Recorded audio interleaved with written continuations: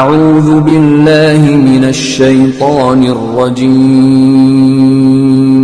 بسم الله الرحمن الرحيم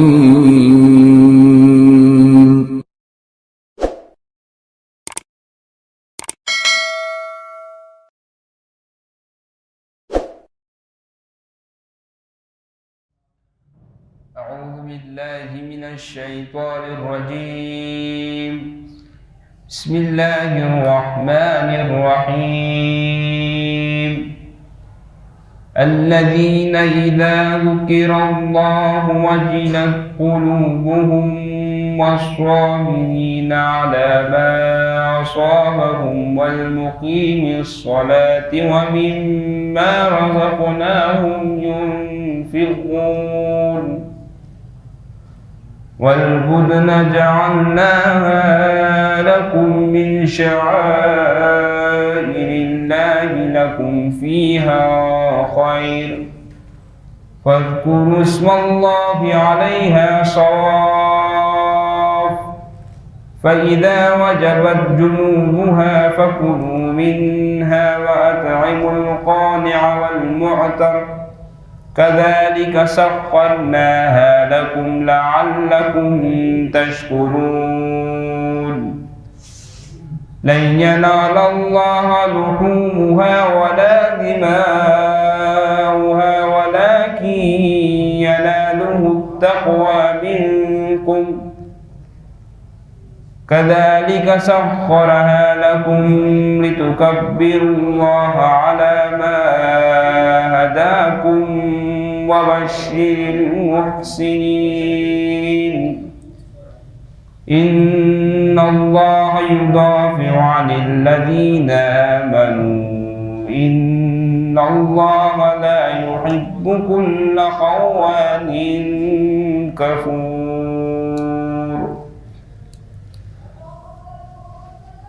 بنام خدائے رحمان الرحیم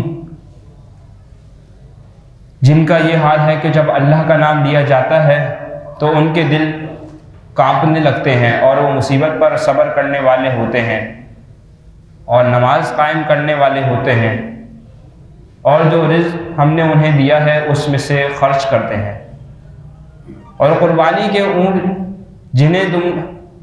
جنہیں ہم نے تم لوگوں کے لیے شعائر اللہ میں سے قرار دیا ہے اس میں تمہارے لیے بھلائی ہے بس اسے کھڑا کر کے اس پر اللہ کا نام لو پھر جب یہ پہلو پر گر پڑے تو اس میں سے خود بھی کھاؤ اور سوال کرنے والے اور سوال نہ کرنے والے فقیر کو کھلاؤ یوں ہم نے انہیں تمہارے لیے مسخر کیا ہے تاکہ تم شکر کرو نہ اس کا گوشت اللہ کو پہنچتا ہے اور نہ اس کا خون بلکہ اس تک تمہارا تقوی پہنچتا ہے اسی طرح اللہ نے انہیں تمہارے لیے مسخر کیا ہے تاکہ اللہ کی عطا کردہ ہدایت پر تم اس کی بڑائی کا اظہار کرو اور اے رسول آپ نیکی کرنے والوں کو بشارت دیں اللہ ایمان والوں کا یقیناً دفاع کرتا ہے اور اللہ کسی قسم کے خیانت کار ناشکرے کو یقیناً پسند نہیں کرتا اذن للذین یقاتلون بأنہم ظلموا وإن اللہ علی نصرهم لقدیر الذین اخرجوا من دیارهم بغیر حق الا ان یقولوا ربنا اللہ ولولا دفع الله الناس بعضهم ببعض لهدمت صوامع وبيع وصلوات ومساجد يذكر فيها اسم الله كثيرا ولينصرن الله من ينصره إن الله لقوي عزيز الذين إن مكناهم في الأرض أقاموا الصلاة وآتوا الزكاة وأمروا بالمعروف ونهوا عن المنكر ولله عاقبة الأمور وإن يكذبوك فقد كذبت قبلهم قوم نوح وعاد وثمود وقوم إبراهيم وقوم لوط وأصحاب مدين وكذب موسى فأمليت للكافرين ثم أخذتهم فكيف كان نكير فكأي من قرية أهلكناها وهي ظالمة فهي خاوية على عروشها وبئر معطلة وقصر مشيد أفلم يسيروا في الأرض فتكون لهم قلوب يعقلون بها أو آذان يسمعون بها فإنها لا تعمى الأبصار ولكن تعمى القلوب التي في الصدور ويستعجلونك بالعذاب ولن يخلف الله وعده وإن يوما عند ربك كألف سنة مما تعدون وكأي من قرية أمليت لها وهي ظالمة ثم أخذتها وإلي المصير جن لوگوں پر جنگ مسلط کی جائے انہیں جنگ کی اجازت دی گئی ہے کیونکہ وہ مظلوم واقع ہوئے اور اللہ ان کی مدد کرنے پر یقیناً قدرت رکھتا ہے۔ یہ وہ لوگ ہیں جو اپنے گھروں سے ناحق نکالے گئے ہیں محض اس جرم میں کہ وہ یہ کہتے تھے ہمارا پروردگار اللہ ہے، اور اگر اللہ لوگوں کو ایک دوسرے کے ذریعے سے روکے نہ رکھتا تو راہبوں کی کوٹھریوں اور گرجوں اور عبادت گاہوں اور مساجدوں کو جن میں کثرت سے اللہ کا ذکر کیا جاتا ہے منہدم کر دیا جاتا، اور اللہ اس کی ضرور مدد فرمائے، اور اللہ اس کی ضرور مدد فرمائے گا جو اس کی مدد کرے گا۔ اللہ یقیناً بڑا طاقتور اور بڑا غالب آنے والا ہے۔ یہ وہ لوگ ہیں کہ اگر ہم انہیں زمین میں اقتدار دیں تو وہ نماز قائم کریں گے اور زکوٰۃ ادا کریں گے اور نیکی کا حکم دیں گے اور برائی سے منع کریں گے، اور تمام امور کا انجام اللہ کے ہاتھ میں ہے۔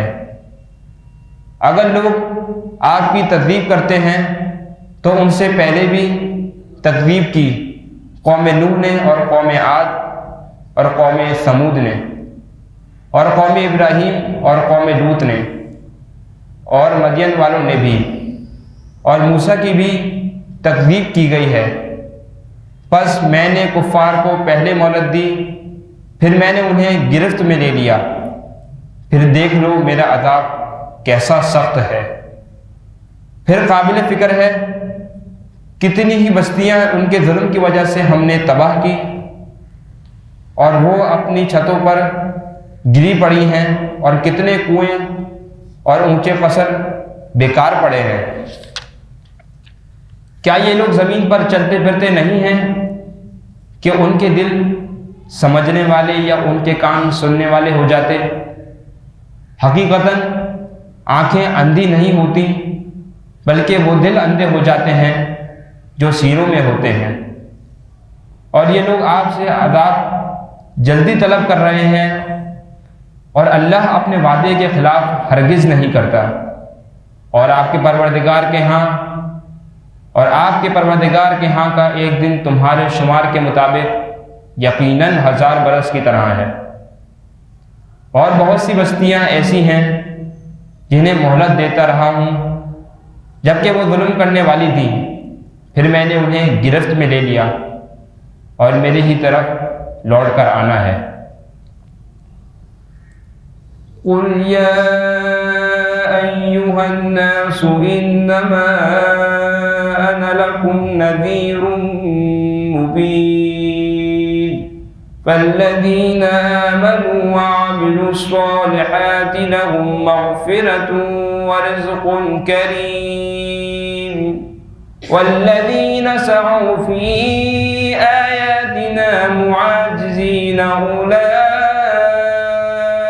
أصحاب الجحيم وما أرسلنا من قبلك من رسول ولا نبي إلا إذا تمنى ألقى الشيطان في أمنيته فينسخ الله ما يلقي الشيطان ثم يحكم الله آياته والله عليم حكيم ليجعل ما يلقي الشيطان فتنة للذين في قلوبهم مرض والقاسية قلوبهم وَإِنَّ الظَّالِمِينَ لَفِي شِقَاقٍ بَعِيدٍ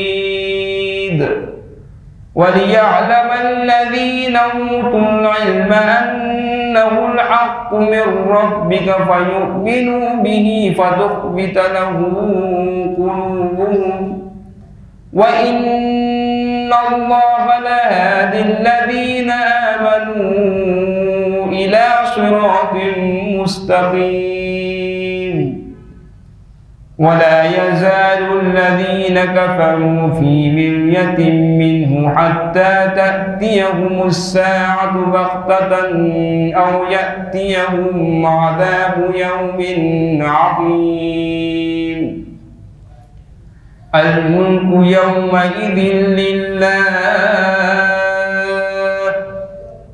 يحكم بينهم فالذين آمنوا وعملوا الصالحات في جنات النعيم والذين كفروا وكذبوا بآياتنا فأولئك لهم عذاب مهين۔ کہہ دیجئے اے لوگوں، میں تو تمہارے لیے صرف صریح تنبیہ کرنے والا ہوں، پس جو لوگ ایمان لاتے ہیں اور نیک اعمال انجام دیتے ہیں ان کے لیے مغفرت اور عزت کی روزی ہے، اور جو لوگ ہماری آیات کے خلاف سعی کرتے ہیں کہ ہم کو مغلوب کریں وہ اہل جہنم ہیں۔ اور اے رسول، آپ سے پہلے ہم نے نہ کوئی رسول بھیجا اور نہ نبی، مگر جب اس نے کامیابی کی تمنا کی تو شیطان نے اس کی آرزو میں خلل اندازی کی، لیکن اللہ شیطان کے خلل کو نابود کرتا ہے، پھر اللہ اپنی آیات کو محکم کرتا ہے، اور اللہ بڑا دانا حکمت والا ہے، تاکہ شیطان کی خلل اندازی کو ان لوگوں کے لیے آزمائش قرار دے جن کے دلوں میں بیماری ہے اور جن کے دل جامد ہیں، اور ظالم لوگ یقیناً بہت گہرے عناد میں مبتلا ہیں۔ اور اس لیے بھی ہے کہ جنہیں علم دیا گیا ہے وہ جان لیں کہ یہ آپ کے پروردگار کی طرف سے حق ہے، پس وہ اس پر ایمان لے آئیں اور اللہ کے سامنے ان کے دل نرم ہو جائیں، اور اللہ ایمان والوں کو یقیناً راہ راست کی طرف ہدایت کرتا ہے۔ اور کافر لوگ تو اس کی طرف سے ہمیشہ اسی شک میں مبتلا رہیں گے یہاں تک کہ ان پر یکایک قیامت آ جائے گی یا نامراد دن کا عذاب ان پر آ جائے گا۔ اس روز بادشاہی صرف اللہ ہی کی ہوگی، وہی ان کے درمیان فیصلہ کرے گا، لہذا جو لوگ ایمان لے آئے اور نیک اعمال بجا لائے وہ نعمتوں والی جنتوں میں ہوں گے، اور جو کافر ہوئے اور ہماری آیات کی تکذیب کرتے رہے پس ان کے لیے ذلت آمیز عذاب ہوگا۔ والذین هاجروا فی سبیل اللہ ثم قتلوا او ماتوا ليرزقنهم اللہ رزقا حسنا وَإِنَّ اللَّهَ لَهُوَ خَيْرُ الرَّازِقِينَ لَيُدْخِلَنَّهُمْ مُدْخَلًا يَرْضَوْنَهُ وَإِنَّ اللَّهَ لَعَلِيمٌ حَلِيمٌ ذَلِكَ وَمَنْ عَاقَبَ بِمِثْلِ مَا عُوقِبَ بِهِ ثُمَّ بُغِيَ عَلَيْهِ لَيَنصُرَنَّهُ اللَّهُ إِنَّ اللَّهَ لَعَفُوٌّ غَفُورٌ ذَلِكَ بِأَنَّ اللَّهَ يُولِجُ اللَّيْلَ فِي النَّهَارِ وَيُولِجُ النَّهَارَ فِي اللَّيْلِ وَأَنَّ اللَّهَ سَمِيعٌ بَصِيرٌ ذَلِكَ بِأَنَّ اللَّهَ هُوَ الْحَقُّ وَأَنَّ مَا يَدْعُونَ مِن دُونِهِ هُوَ الْبَاطِلُ وَأَنَّ اللَّهَ هُوَ الْعَلِيُّ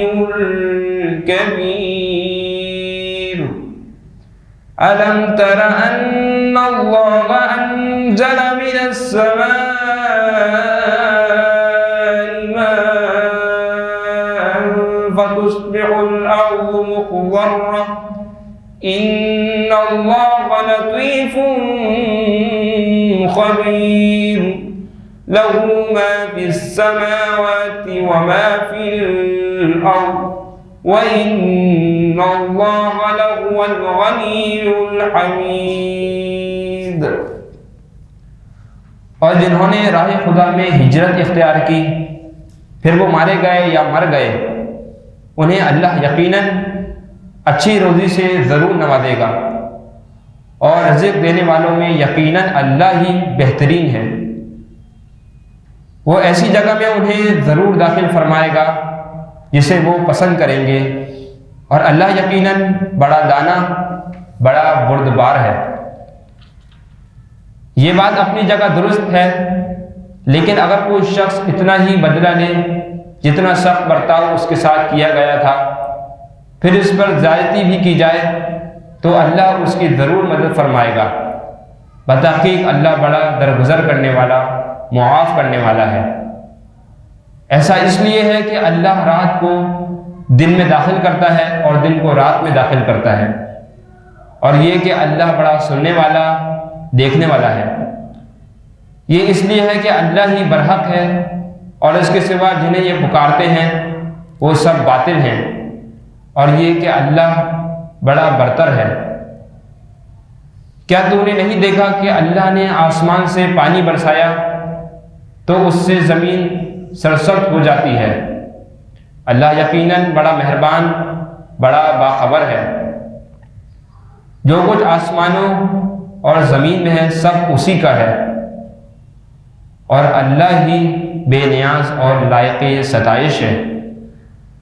أَلَمْ تَرَ أَنَّ اللَّهَ سَخَّرَ لَكُم مَّا فِي الْأَرْضِ وَالْفُلْكَ تَجْرِي فِي الْبَحْرِ بِأَمْرِهِ وَيُمْسِكُ السَّمَاءَ أَن تَقَعَ عَلَى الْأَرْضِ إِلَّا بِإِذْنِهِ إِنَّ اللَّهَ بِالنَّاسِ لَرَءُوفٌ رَحِيمٌ وَهُوَ الَّذِي أَحْيَاكُمْ ثُمَّ يُمِيتُكُمْ ثُمَّ يُحْيِيكُمْ إِنَّ الْإِنسَانَ لَكَفُورٌ لِكُلِّ أُمَّةٍ جَعَلْنَا مَنْسَكًا هُمْ نَاسِكُوهُ فَلَا يُنَازِعُنَّكَ فِي الْأَمْرِ وَادْعُ إِلَى رَبِّكَ إِنَّكَ لَعَلَى هُدًى مُسْتَقِيمٍ وَإِن جَادَلُوكَ فَقُلِ اللَّهُ أَعْلَمُ بِمَا تَعْمَلُونَ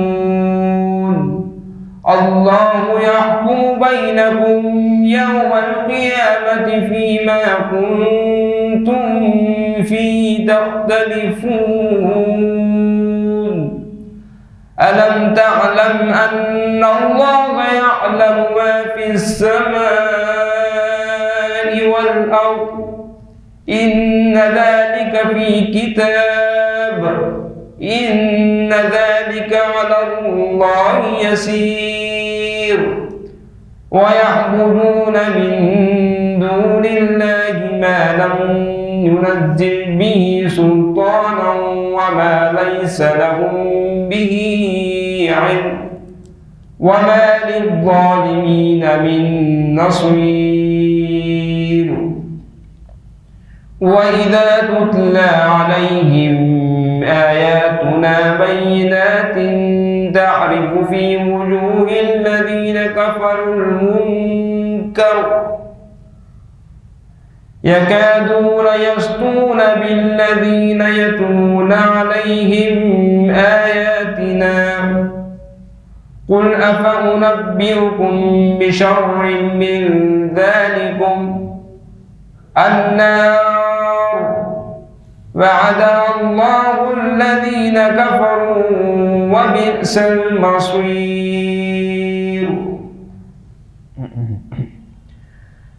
کیا تم نے نہیں دیکھا کہ اللہ نے تمہارے لیے زمین کی ہر چیز کو مسخر کر دیا ہے اور وہ کشتی بھی جو سمندر میں بحکم خدا چلتی ہے اور اسی نے آسمان کو تھام رکھا ہے کہ اس کی اجازت کے بغیر وہ زمین پر گرنے نہ پائے یقیناً اللہ لوگوں پر بڑا مہربان رحم کرنے والا ہے اور اسی نے تمہیں حیات عطا کی پھر وہی تمہیں موت دیتا ہے پھر وہی تمہیں زندہ کرے گا انسان تو یقیناً بڑا ہی ناشکرا ہے ہر امت کے لیے ہم نے قربانی کا ایک دستور مقرر کیا ہے جس پر وہ چلتی ہے لہذا وہ اس معاملے میں آپ سے جھگڑا نہ کریں اور آپ اپنے پروردگار کی طرف دعوت دیں آپ یقیناً راہ راست پر ہیں اور اگر یہ لوگ آپ سے جھگڑا کریں تو کہہ دیجئے جو کچھ تم کر رہے ہو اللہ اسے خوب جانتا ہے اللہ بروز قیامت تمہارے درمیان ان چیزوں کا فیصلہ کرے گا جن میں تم اختلاف کرتے رہے ہو کیا آپ کو علم نہیں کہ جو کچھ آسمان اور جو کچھ زمین میں ہے اللہ ان سب کو جانتا ہے یہ سب یقیناً ایک کتاب میں درج ہیں یہ اللہ کے لیے یقیناً نہایت آسان ہے اور یہ لوگ اللہ کے علاوہ ایسی چیزوں کی بندگی کرتے ہیں جن کی نہ اس نے کوئی دلیل نازل کی ہے نہ اس کے بارے میں یہ کوئی علم رکھتے ہیں اور ظالموں کا تو کوئی مددگار نہیں ہے اور جب انہیں ہماری صریح آیات پڑھ کر سنائی جاتی ہیں تو آپ کافروں کے چہروں پر انکار کے آثار دیکھتے ہیں اور جو لوگ ہماری آیات پڑھ کر انہیں سنتے ہیں اور جو لوگ ہماری آیات پڑھ کر انہیں سناتے ہیں یہ ان پر حملہ کرنے کے قریب ہوتے ہیں کہہ دیجئے کیا میں تمہیں اس سے بھی بری چیز کی خبر دوں وہ آگ ہے جس کا اللہ نے کفار سے وعدہ کر رکھا ہے اور وہ برا ٹھکانہ ہے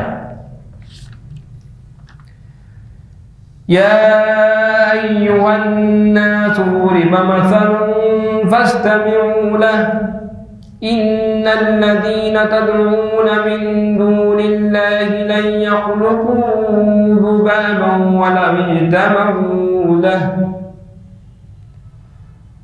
وإن يسلبهم الذباب شيئا لا يستنقذوه منه ضعف الطالب والمطلوب ما قدر الله حق قدره إن الله لقوي عزيز الله يصطفي من الملائكة الملائكة رسلا ومن الناس إن الله سميع بصير يعلم ما بين أيديهم وما خلفهم وإلى الله ترجع الأمور يا أيها الذين آمنوا اركعوا واسجدوا واعبدوا ربكم وافعلوا الخير لعلكم تفلحون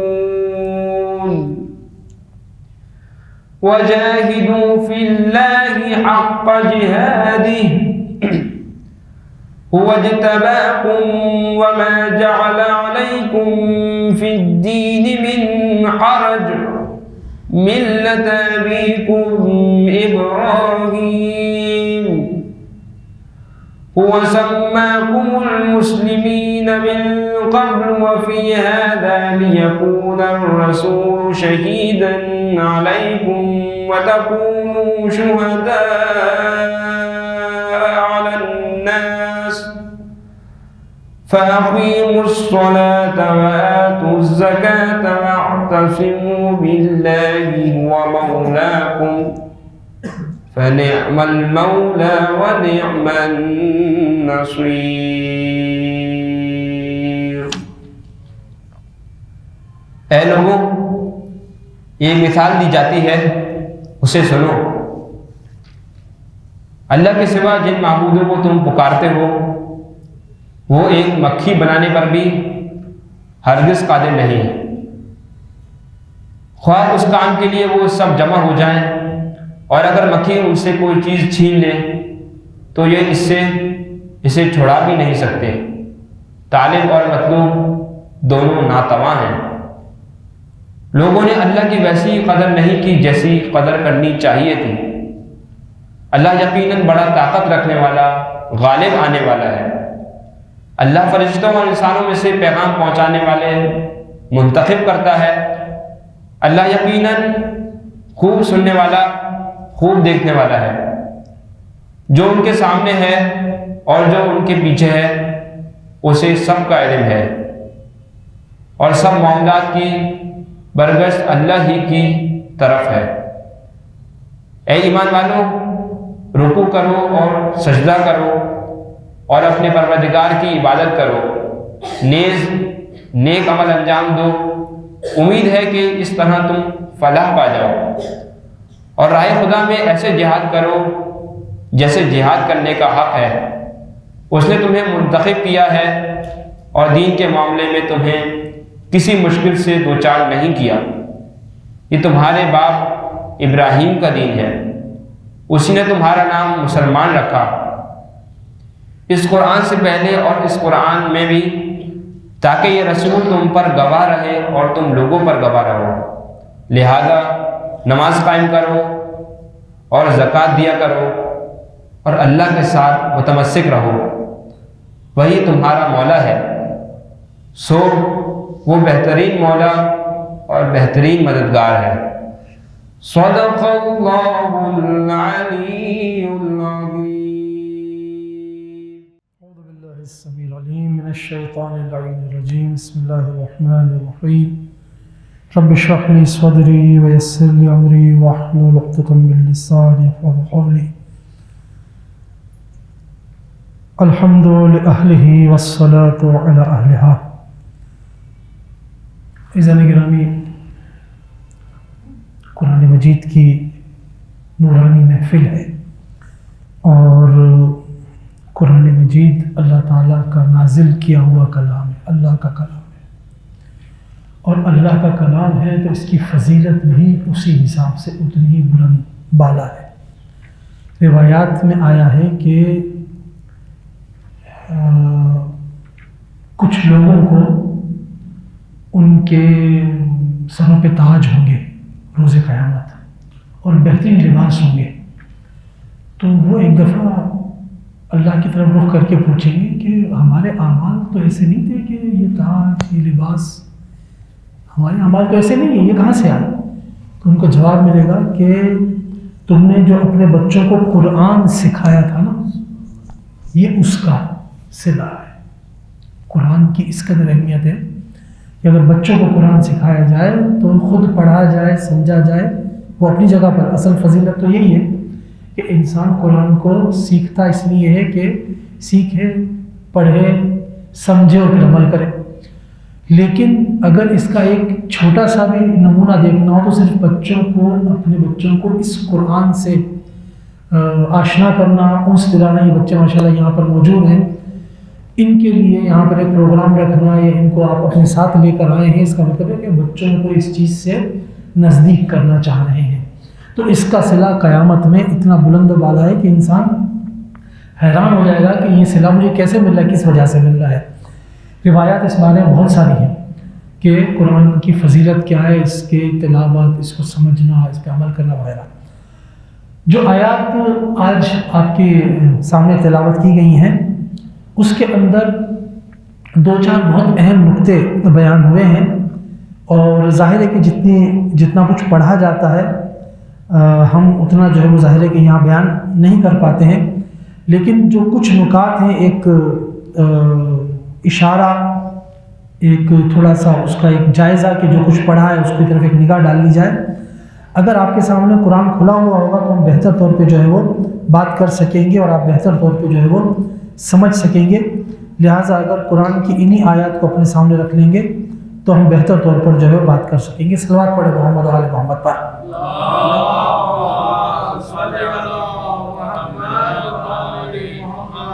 دیکھیں عزیزان گرامی، اس آیت میں جو اشارہ ہوا ہے، سب سے پہلے جو بات یہاں پر ایک تو یہ کہ ایک اشارہ آپ کی خدمت کر دوں کہ یہ سورہ، ظاہر ہے کہ سورہ کا نام سورہ حج ہے.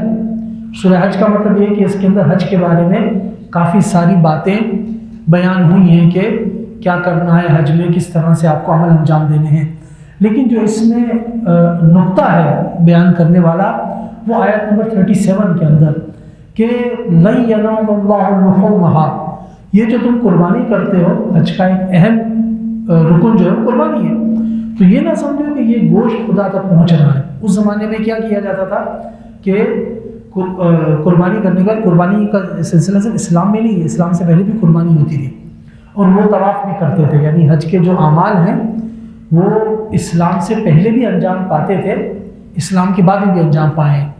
اور اگر روایات کی روح سے دیکھا جائے تو رسول پاک نے جو حج انجام دیا ہے وہ مکہ سے نکل گئے تھے، مدینہ پہنچ گئے تھے.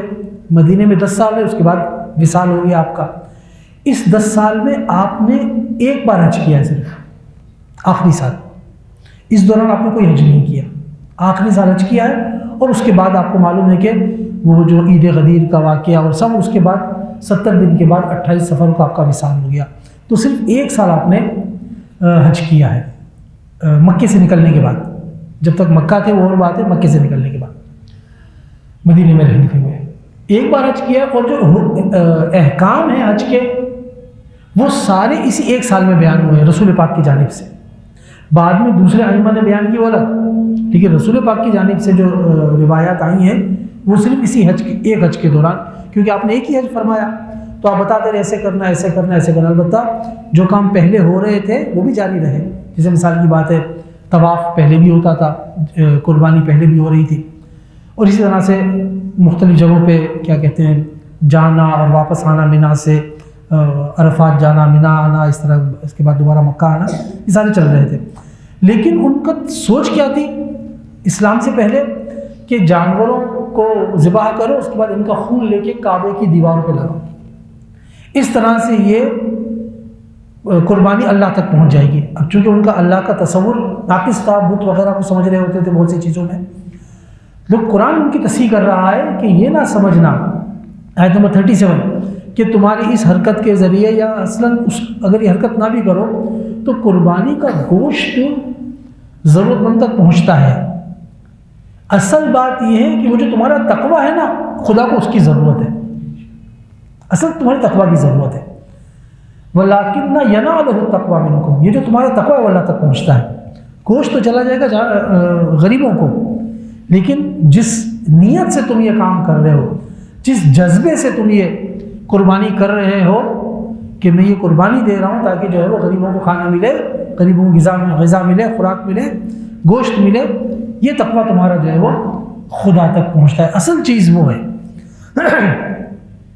اسی طرح جب ہم آگے بڑھتے ہیں تو اسی کے بعد والی آیت میں یہ ہے کہ ان اللہ یدافع عن الذین آمنوا، صاحبان ایمان کا دفاع اللہ کرتا ہے۔ صاحبان ایمان کو یہ ذہن میں رکھنا چاہیے کہ مشکلات ہمیشہ آتی ہیں، لیکن اللہ کی نگاہ، اللہ کی نظر صاحبان ایمان کے اوپر ہے۔ آگے بھی ایک آیت آئے گی کہ جس میں یہ اشارہ ہوگا کہ جو اللہ کی مدد کرتا ہے اللہ اس کی مدد کرتا ہے۔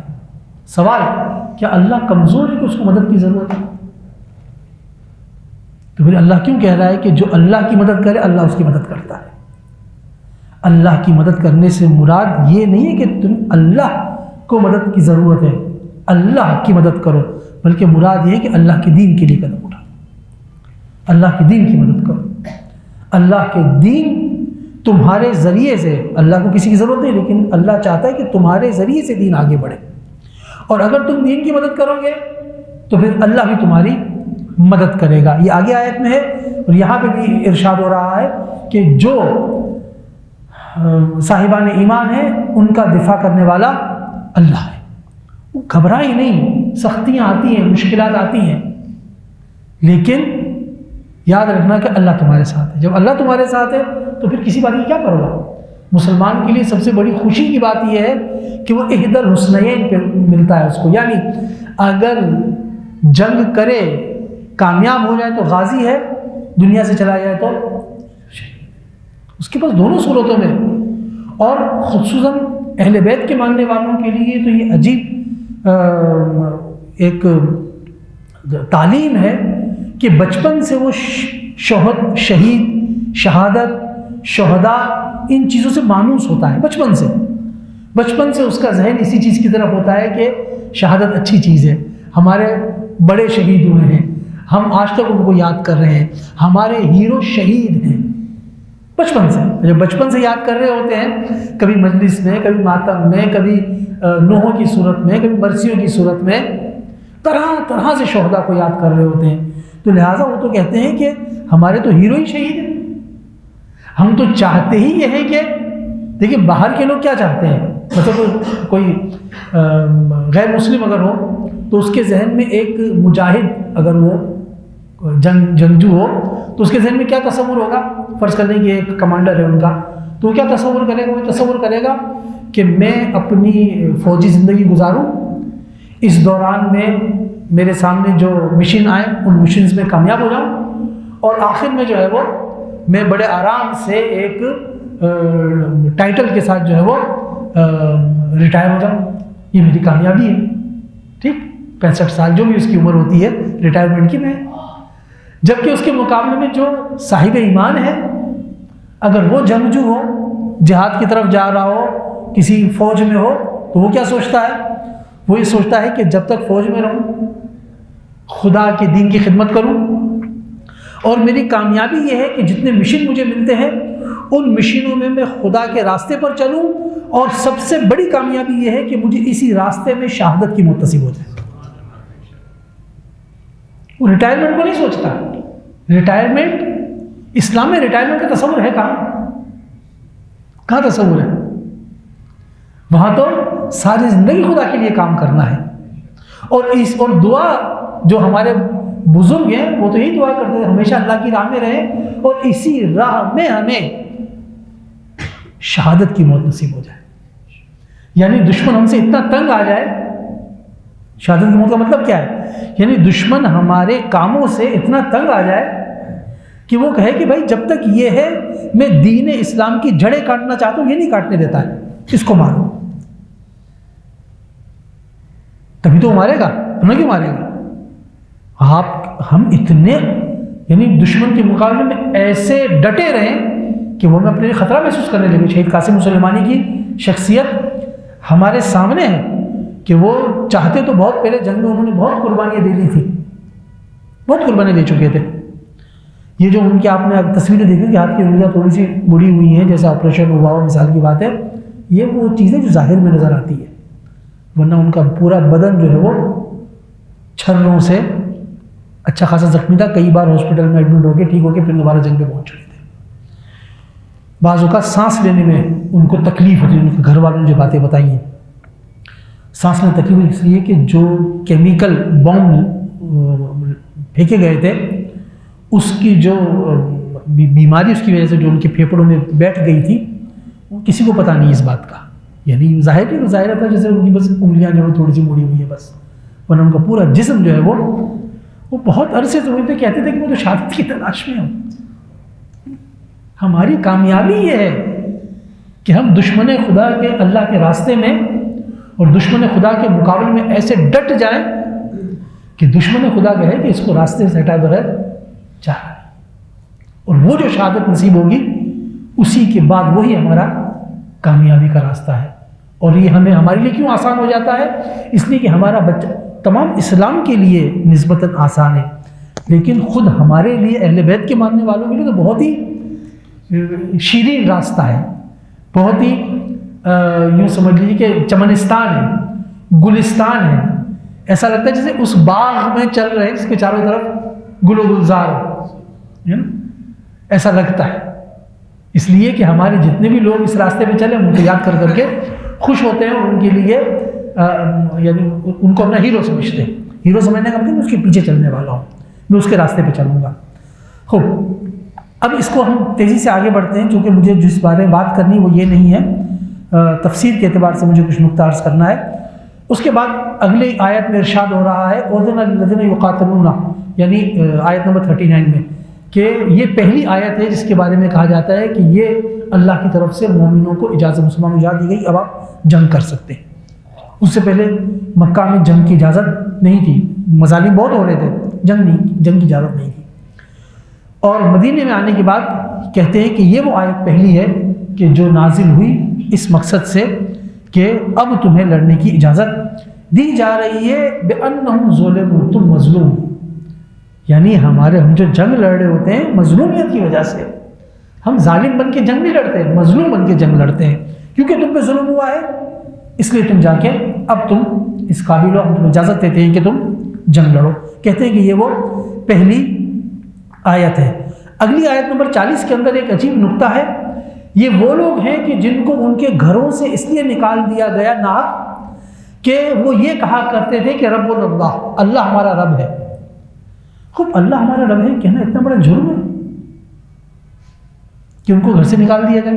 کیا کہہ رہے ہیں, اللہ ہمارا رب ہے, ہمارا پروردگار ہے, اتنا بڑا جرم ان کو گھر سے نکال دیا جائے. اگر صرف کہنا ہوتا تو جرم نہ ہوتا, لیکن جب اللہ کو رب مان لیا تو پھر جرم ہو جائے گا. کیوں؟ کافر نہیں چاہتا کہ تم اللہ کو رب مانو, اللہ کو اپنا پروردگار. رب کون ہوتا ہے؟ جو گھر کا مالک ہو. مثال کی بات ہے, رب البیت گھر کا مالک. گھر کا مالک ہے, وہ بتائے گا کہ مجھے اس جگہ کو بیڈ روم بنانا ہے, اس جگہ کو ڈرائنگ روم بنانا ہے, یہ جگہ کچن کے لیے بہتر ہے, اس کو یہاں ہونا چاہیے, اس کو یہاں ہونا چاہیے. رب کا مطلب ہے مالک, جو تمام فیصلے کرے. جب میں کہوں گا ربنا اللہ تو اگر زبان سے بولوں تو کسی کو فکر نہیں ہے, لیکن جیسے دل سے بولوں گا اس کا مطلب میں اپنی زندگی کے 24 گھنٹے اس اللہ کے کہنے پہ گزارنا چاہتا ہوں, میں اس کو مالک مان رہا ہوں. جیسے ہی میں یہ کہوں گا جو دشمن خدا ہے وہ کہے گا نہیں نہیں نہیں نہیں نہیں, یہ نہیں چلے گا. تم منہ سے بولتے رہو لیکن مارو میری مانو, تمہیں ماننا میری بات ہے. اگر تم میری مانو گے بھی ٹھیک ہے, پھر تم منہ سے کچھ بھی بولتے رہو. لیکن اگر تم نے منہ سے ربنا اللہ بولا اور پھر اس کے اوپر عمل کر بیٹھے, پھر یہ قابل قبول نہیں ہے. ہمیں صرف وہ ربنا اللہ پسند ہے تمہاری زبان سے نکلے بس, اور وہ بھی نہ نکلے تو اچھی بات ہے. لیکن کسی نے ربنا اللہ مان لیا, ہمارا رب اللہ ہے, اس کا مطلب یہ ہے کہ اب مجھے اپنی زندگی کا ایک ایک پل اس کے کہنے پہ گزارنا ہے. میرا دن طلوع ہوگا اس کے کہنے پر, میری رات کا اختتام ہوگا اس کے کہنے پر, میری صبح کا آغاز اللہ کی عبادت سے ہوگا, میری رات کا اختتام روایتوں کے اندر ہے کہ جب انسان سو رہا ہوتا ہے تو 2 فرشتے, ایک فرشتہ اور ایک شیطان اس کے پاس آتا ہے. فرشتہ کہتا ہے اللہ کی عبادت کرو. تسبیحات جناب فاطمہ سلام اللہ علیہ کی روایت میں, فضیلت کی روایت میں یہ روایت ملتی ہے کہ اگر وہ تسبیحات جناب زہرا سلام اللہ علیہ کو پڑھ لیتا ہے اس وقت شیطان کہتا ہے کہ تم عبادت نہ کرو، کہتا ہے عبادت کرو. اگر وہ اس وقت تسبیحات بی بی سیدہ کو پڑھے، شیطان وہاں سے بھگ جاتا ہے. اللہ کے نام سے آغاز کرنا ہے اور اللہ کے نام سے اللہ اکبر الحمدللہ سبحان اللہ پہ اختتام کرنا ہے. میں کھانا کھاؤں گا اللہ کے کہنے پر، جو چیز حرام قرار دی نہیں لوں گا، چاہے کتنی مجھے پسند کیوں نہ. ماہ رمضان کا روزہ ہے تو روزہ ہے، ختم. میری پسندیدہ ترین ڈش بھی سامنے آ جائے، خدا کے حکم خاطر ہاتھ بھی نہیں بڑھاؤں گا. کیوں؟ اس لیے کہ اللہ نے مجھے روکا ہے کہ رمضان میں تمہیں دن میں کھانا کھانے کی اجازت نہیں ہے. نہیں کروں گا. میری زندگی کا پل پل اللہ کے راستے میں گزرے گا، جب ضرور پڑے گی میں خون بھی دے دوں گا اس کے لیے.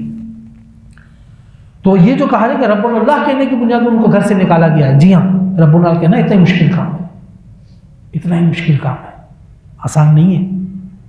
صلوات پڑھے محمد وعلی محمد پر.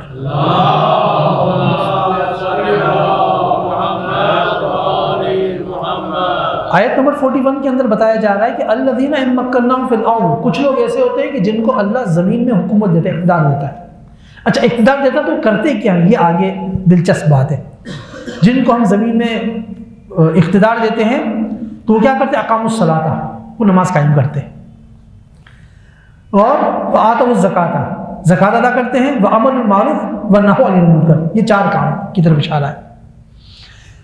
اللہ کی عبادت نماز پڑھتے ہیں یعنی اللہ سے اپنا رابطہ قائم کرتے ہیں. یعنی اقتدار والوں کو چاہیے کہ وہ جہاں خود بھی اور اپنے انڈر میں آنے والے افراد کو بھی اللہ سے رابطہ کروائیں، اللہ سے نزدیک کریں. وآتوا الزکاۃ، دوسرا کام یہ ہے، ان کا کام یہ ہے کہ زکوٰۃ ادا کریں. یعنی کیا کریں؟ یعنی جو غریب آدمی ہے اس کی مشکل حل کریں. یعنی ایک طرف خالق سے رابطہ رکھیں نماز کے ذریعے، ایک طرف مخلوق سے رابطہ رکھیں زکوٰۃ کے ذریعے. زکوٰۃ، خمس، بخشش، صدقہ سب چاہ جاتے ہیں اس کے اندر. جب نماز کی بات ہوتی ہے تو اس میں روزہ، حج سب آ رہا ہے، ساری عبادتیں. مخلوق، زکوٰۃ یعنی مخلوق کے ساتھ رابطہ رکھیں. اور وَأَمْرُ بِالْمَعْرُوفِ وَنَهْيُ عَنِ الْمُنکر، وہ کیا کرتے ہیں؟ امر معروف نہی المنکر کرتے ہیں، یعنی اپنے معاشرے کو اصلاح کرتے ہیں. امر معروف یعنی نیکی کی طرف بلانا، نہی عن المنکر یعنی برائیوں سے روکنا. صاحب اقتدار کا کام ہے. صاحب اقتدار کا کام برائیاں پھیلانا نہیں ہے، بلکہ برائیوں کو دور کرنے کی کوشش کرنا ہے. صاحبان اقتدار یہ ہوتے ہیں. صاحبان اقتدار برائیاں پھیلانے میں نہیں لگتے، کرپشن نہ خود کرتے ہیں نہ دوسرے کو کرنے دیتے ہیں. یہ ہے اسلام کا اقتدار. یہ ہے اگر اسلام کو اقتدار مل جائے گا تو یہ ہوگا. جہاں بھی اسلام کو اقتدار نہیں ہے یا نام کا اسلام ہے صرف، تو وہاں پہ پھر یہ ہوگا، اس کے برعکس ہوگا، کرپشن پھیل رہی ہوگی. نیکیوں کی بلانے کے بجائے برائی کی طرف بلانا جا رہا ہوگا، برائیوں سے روکنے کے بجائے نیکیوں سے روکا جا رہا ہوگا. رکاوٹیں اس میں ڈالی جا رہی ہیں جہاں اچھے کام ہیں، جہاں برائی ہے وہاں پہ اور آگے بڑھایا جا رہا ہے. آپ کو سستے سستا موبائل پیکج مل جائے گا، سستے سستا. فون پر آپ بات کریں آپ کے پیسے لگتے ہیں، لیکن آپ سوشل میڈیا پہ بات کریں پھر یہ بات کر رہے ہیں. کیا ان کو آپ سے کوئی محبت ہے جو آپ کو فری دے رکھا ہے؟ یہ وہ برائی کا راستہ ہے جو آپ کے لیے کھولنا چاہتا ہے.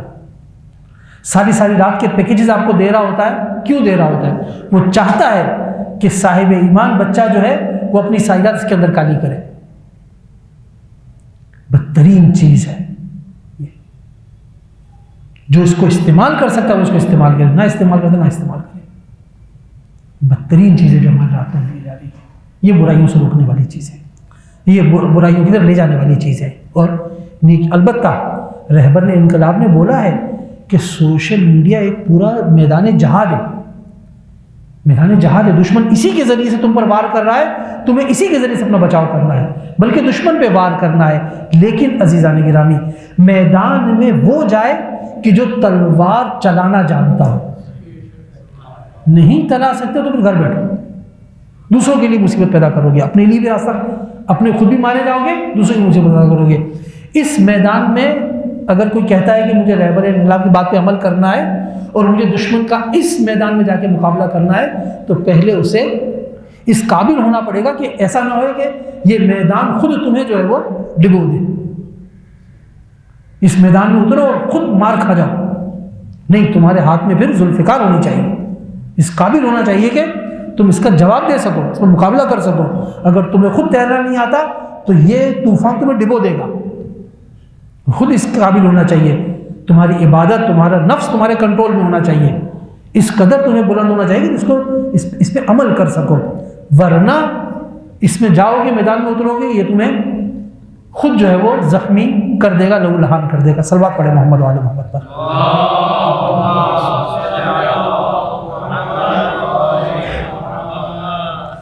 اچھا، اب اس کے اندر جو ہے وہ کافی باتیں ہیں، آگے جو ہے ارشاد ہو رہا ہے کہ اے رسول، اگر تمہاری تکذیب کی گئی ہے نا، تو اس سے پہلے قوم نوح، عاد، ثمود، قوم لوط، قوم ابراہیم، سب کے ساتھ یہ ہوا ہے۔ یہ قرآن میں آپ نے بہت دیکھا ہوگا۔ یہ وجہ کیا ہے؟ سختیاں اتنی زیادہ رسول پہ پڑتی تھیں کہ اللہ کی طرف سے تسلی آنا ضروری تھا۔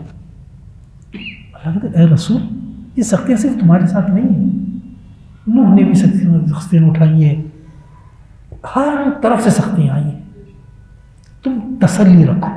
اچھا، پھر آگے خدا کیا کہہ رہا ہے؟ فَأَمْلَيْتُ لِلْكَافِرِينَ، میں کافروں کو مہلت دیتا ہوں، کافروں کو مہلت دیتا ہوں، یعنی کیا مطلب؟ یعنی میں چاہوں تو ابھی ان کا گریبان پکڑ سکتا ہوں، لیکن ان کو مہلت دی جا رہی ہے، کبھی واپس آ جائیں، کسی طرح سے معاملہ حل ہو جائے۔ یعنی اپنے نبی سے کہا ہے، نبی گھبراؤ نہیں، ہم ہیں، اور اگر ان کو چھوڑا جا رہا ہے تو اس لیے نہیں کہ یہ طاقتور ہے، ان کو چھوڑا گیا ہے، مہلت دی گئی ہے۔ مہلت کس لیے دی جاتی ہے؟ تاکہ کسی طریقے سے کوئی گنجائش ہو تو واپس آ جائے، کوئی راستہ نکل آئے۔ اسی لیے بعض لوگ کہتے ہیں کہ سید الشہداء نے 9 تاریخ کے بعد 10 تاریخ ایک رات کی جو مہلت مانگی تھی، وہ مانگی نہیں تھی، مہلت دی تھی کہ ابھی بھی تم واپس آ جاؤ۔ اور آپ کو معلوم ہے کہ حر جیسے لوگ واپس آئے، جو نہیں آنے والے نہیں آئے، لیکن حسین نہیں چاہتے کہ میرے قتل میں شریک ہو کر ایک بندہ بھی جو ہے وہ جہنم کی طرف جائے۔ اگر ایک بندہ بھی وہاں سے واپس آ جاتا ہے تو یہ ایک رات بری نہیں ہے۔ یہ مہلت لے نہیں رہے تھے، در حقیقت مہلت دے رہے تھے کہ ہے کوئی جو واپس آ جائے، اور آنے والے آئے، بالکل ہے۔ تو یہ اچھا، یہ عملی تو جو یہاں پر آیا ہے، یعنی ہم کافروں کو مہلت دیتے ہیں، یہ ایک اور جگہ انہی آیت میں جو آپ نے تلاوت کی ہے، 2 جگہ پر لفظ عملی تو آیا ہے، یعنی ہم مہلت دیتے ہیں۔ اور ظاہر ہے کہ مہلت دینے کا مطلب ہے کہ ہمارے پاس طاقت ہے، ہم نے مہلت دی ہوئی ہے، چھوڑا ہوا ہے، ہماری کمزوری نہ سمجھا جائے اس کو، یہ تو ان کو چھوڑا ہوا ہے تاکہ اگر آ سکتے ہیں واپس آ جائیں۔ اچھا، اب جو ہے ہمارے پاس ظاہر ہے کہ وقت بہت تیزی سے گزر رہا ہے، ایک چیز کی طرف اشارہ کر دوں، وہ کیا ہے کہ اس کے اندر آیت نمبر 52، اس کے اندر ایک اہم نقطہ آیا ہے جس کو مجتہدین نے بیان کیا، انہوں نے بھی حاشیے میں اس کو بیان کیا ہے۔ وہ کیا ہے کہ ہم نے آپ سے پہلے کوئی رسول نہیں بھیجا، کوئی نبی نہیں بھیجا، مگر یہ کہ جب وہ تمنا کرتا ہے تو شیطان اس کی تمنا آرزو کے اندر اپنے وسوسے ڈالتا ہے۔ اس کا کیا مطلب ہے؟ یعنی رسول کے دل میں وسوسے ڈالتا ہے، یہ مطلب ہے۔ اہم نقطہ آ گیا یہاں پر۔ اور اس کے اندر ایک روایت بھی ملتی ہے اہل سنت کے یہاں، جو کافی مطلب پریشان کن ہے۔ وہ کہتے ہیں، ان کی روایت ہے کہ ایک دفعہ رسول اللہ مکہ کے اندر بیٹھے ہوئے تھے، اور مکہ کے اندر بیٹھے ہوئے تھے، ان کے ارد گرد جو ہے وہ کچھ قریش کے کفاری بیٹھے ہوئے تھے۔ تو اس دوران قرآن کی آیت نازل ہوئی۔ اچھا، آیت نازل ہوئی، یہ آیتیں کس بارے میں تھیں؟ یہ آیتیں اس بارے میں تھیں کہ یہ جو ہیں بت، ان بتوں کو جو ہے وہ مطلب اچھے نہیں ہیں اس طرح سے۔ افرأیتم اللات والعزی، کیا تم نے لات و عزیٰ کو دیکھا ہے؟ 2 بتوں کے نام، ومنات الثالثۃ الاخری، اور تیسرا منات، آپ نے لات و منات کا لفظ سنا ہوگا۔ یہ آیت نازل ہوئی۔ اس کے بعد روایت ان کی طرف سے آئی ہے، میں روایت کر رہا ہوں، نقل کفر نباشت، شیطان نے رسول کی زبان پر جاری کر دیا. یعنی بتوں کی بات ہو رہی ہے. کیا تم نے دیکھا ان بتوں کو؟ لات و منات و عزا کو دیکھا؟ اس کے بعد رسول کی زبان پہ جاری ہوا. اس طرح سے الفاظ آپ کی زبان پر آئے کہ تلک الغرانی قلقلا، یہ عظیم دیویاں ہیں، یہ عظیم دیویاں ہیں. انا شفاعتہن لترتجا، اور ان کی شفاعت کی امید کی جاتی ہے. یعنی اللہ کے آگے یہ بت جو ہے وہ ہماری شفاعت کریں گے. یہ روایت کے مطابق رسول کی زبان سے الفاظ نکلے. ٹھیک ہے. اچھا، اس کے بعد سب لوگ سجدے میں گر پڑے. کیا زبردست بھائی، یہ تو کافروں کے مطلب کی آیت نازل ہو گئی نا، ہے نا. سب کے سب جو ہے وہ سجدے میں گر پڑے. اور رسول یہ چاہتے تھے کہ ان کے دلوں کو اپنے قریب کرے. اصل میں چاہتے تھے کافروں کو دلوں کو قریب کرے، تو ان کی زبان پہ شیطان نے یہ الفاظ جاری کر دیے. کہتے ہیں کہ یہ آیت اس آیت کی طرف سے، یعنی رسول پاک کی زبان پہ بھی سمجھ لیں کہ کبھی کبھار غلط چیزیں آ جاتی تھی. جیسا کہ سورہ قمر کی آیات، نجم کی آیت کے اندر آپ نے سنا، جو میں نے ابھی آپ کی خدمت میں پیش کیا. جبکہ عجیب بات یہ، اسی سورہ نجم کی آیت، یہ آیت نمبر 18-19 ہے، 19 اور 20. اور جبکہ آیت نمبر 2 کے اندر ارشاد ہو رہا ہے ما ينطق عن الهوى ان هو الا وحی یوحی. یہ تو اپنی مرضی سے کوئی بات کہتا نہیں ہے، جو کچھ کہتا ہے وحی ہوتی ہے. پہلے یہ کہا جا رہا ہے، اس کے بعد کہا جا رہا ہے کہ رسول پاک کی زبان سے ایسے الفاظ نکل آئے. اہل سنت کے بھی بعض علماء نے اس کی مخالفت کی. شیعہ تو اس کو مانتے ہی نہیں. اہل سنت نے اس کی مخالفت کی. یہ کیا بات ہے؟ یہ حدیث قابل قبول ہی نہیں، روایت قابل قبول ہی نہیں. خود اہل سنت اس کو کہتے ہیں. البتہ اگر آپ اس کو دیکھیں گے شیخ محسن صاحب کو حاشیے میں، تو انہوں نے کچھ افراد کے نام لکھے ہیں کہ حافظ حدیث ابن حجر اس حدیث کو صحیح تسلیم کرتے ہیں. کچھ صحیح بھی تسلیم کرتے ہیں، لیکن کچھ لوگوں نے انکار کیا، نہیں بھائی اس کو ممکن نہیں مان سکتے. اس کو مان لیا تو یعنی رسول کے اوپر ایک الزام آ جائے گا کہ رسول کے منہ سے جو ہے وہ الٹی سیدھی باتیں نکل جاتی ہیں. بہرحال اس آیت کے اندر خدا کہہ رہا ہے کہ اگر فرض کر لے تمہارے منہ سے کچھ بات نکل بھی گئی تو اللہ اس کو منسوخ کر دے گا، ختم کر دے گا. جبکہ ہم کہتے ہیں کہ نہیں، یہاں پیغمبر کے منہ سے بات نکلی نہیں ہو رہا ہے. یہ کہا جا رہا ہے کہ جب پیغمبر کوئی آرزو کرتا ہے، کچھ چاہتا ہے، یعنی کوئی پلاننگ کرتا ہے کسی کام کو لے جانے کے لیے، منصوبہ بندی کرتا ہے، اس میں شیطان کیا کرتا ہے؟ رخ نہیں ڈالتا ہے. رسول اللہ کی ذہن پر، ان کی زبان پہ رخ نہیں ڈال سکتا، معصوم ہے. یہ کہاں ڈالتا ہے رکھنے؟ اس پلاننگ کے اندر.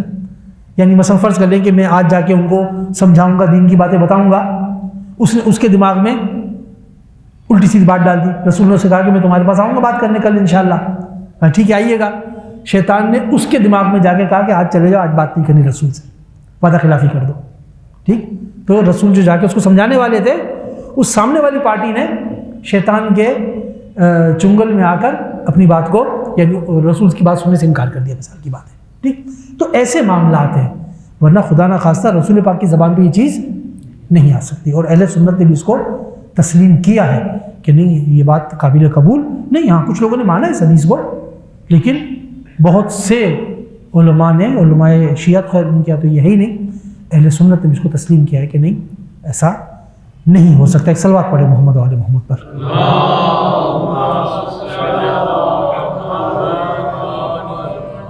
خب ظاہر ہے کہ وقت ہمارے پاس ہمیشہ ہی کم ہوتا ہے، لیکن یہ ایک تفصیلی اعتبار سے اہم نقطہ تھا جو آپ کی خدمت میں پیش کرنا تھا. اور اب ایک بس آخری چیز آپ کی خدمت میں آج کے لیے بیان کر دوں کہ قرآن مجید یعنی اس حصے میں جہاں پہ آپ نے پڑھا ہے 3-4 بار لفظ قلب آیا ہے. 3-4 بار قلب، یعنی شروع ہی میں جو آج کی آیتیں پڑھی گئیں اس کے اندر بالکل شروع ہی کے اندر جو ہے وہ اگر آپ دیکھیں گے تو اس کے اندر آیت نمبر 35 کے اندر ہی، پہلی آیت کے اندر وجلت